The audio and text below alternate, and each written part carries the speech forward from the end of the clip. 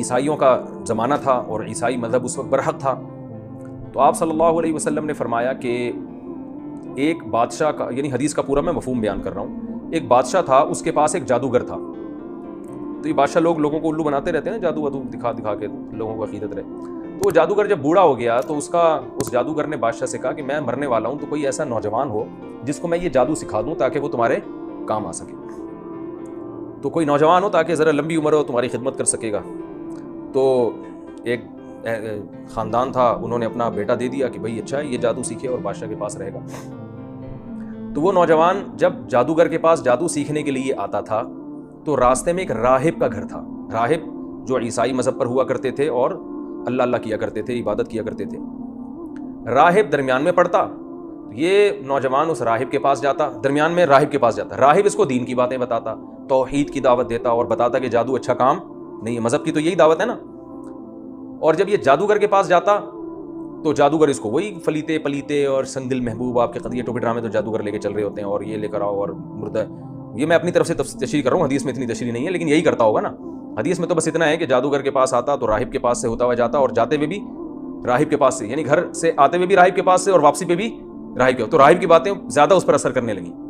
لیکن وہ جادوگر اس کو یہی فلیتے پلیتے گندی باتیں جو جادوگروں میں ہوتی ہیں اور ہوائی باتیں.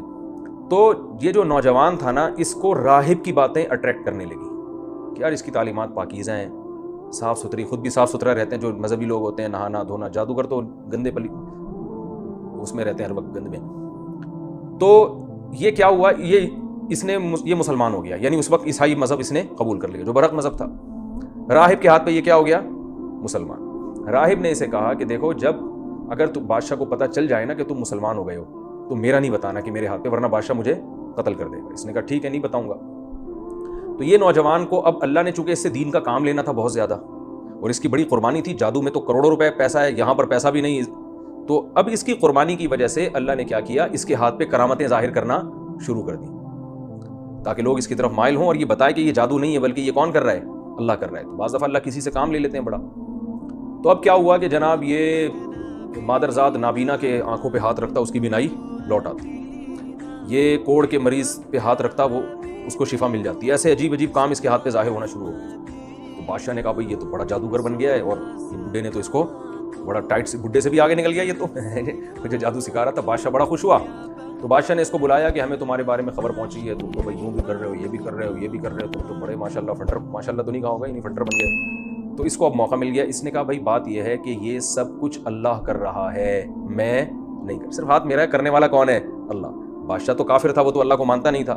اس کو یہ خطرہ ہوا کہ یہ تو لوگوں کو اللہ کی طرف دعوت دے رہے ہیں، لوگ تو اللہ کی قدرت پہ یقین کریں گے، میری دکان کیا ہو جائے گی، بند. تو بادشاہ اب اس کو قتل نہیں کرنا چاہتا تھا، کیونکہ بادشاہ کہہ رہا تھا یہ بڑا قیمتی آدمی ہے، اس کے ہاتھ پہ ایسی ایسی چیزیں ظاہر ہونے، اگر یہ میرا بن جائے تو میرے لیے بہت مفید ہو سکتا ہے. تو بادشاہ یہ چاہ رہا تھا کہ اس کو ڈرا کے قتل، یعنی ڈرائے، قتل کی دھمکیاں دے تاکہ یہ قتل نہ ہو اور یہ موت کے خوف سے جو ہے نا ایمان چھوڑ دے.